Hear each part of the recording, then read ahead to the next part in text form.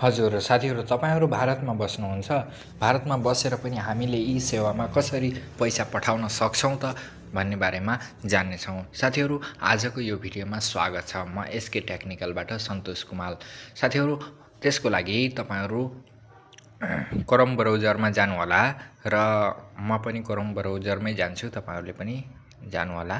र Chrome browser खोलिसकेपछि साथीहरू तपाईले यहाँनिर सर्च गर्नुहोला www.kdseva.com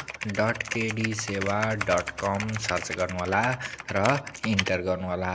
त्यसपछि तपाईहरूले यस्तो खालको इन्टरफेस देख्नुहुनेछ।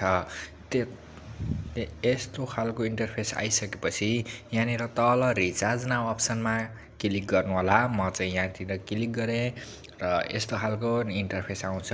अझै भित्र गइसकेपछि त्यसपछि हामीले यहाँनिर त हामी अहिले लगइन भइरहेका छैनौँ, त यसलाई लगइन गर्नको लागि हामी जानुपर्ने हुन्छ साइन अपमा क्लिक गर्नुहोला।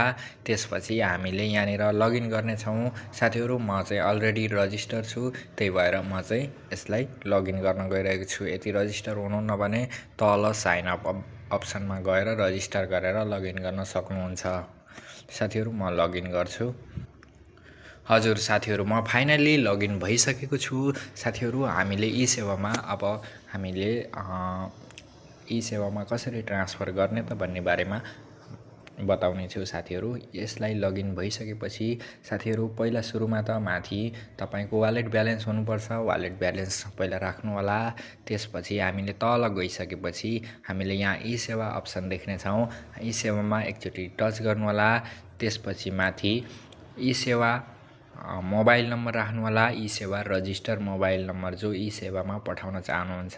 त्यसपछि हामीले ई सेवामा होल्डर नाम के हो त, ई सेवा प्राप्तकर्ता ई सेवा प्रयोग गर्नेको नाम के हो त, ई सेवा रिसिभर नाम चाहिँ यहाँ राख्नु होला। त्यसपछि यहाँनिर नेपाली पैसा राख्नु होला, कति पुर्याउने हो। त्यसपछि हामीले यहाँनिर सबमिट गर्नु होला। सबमिट गरिसकेपछि यो चाहिँ केही समय प्रोसेसिङ कम्प्लेक्समा जानेछ।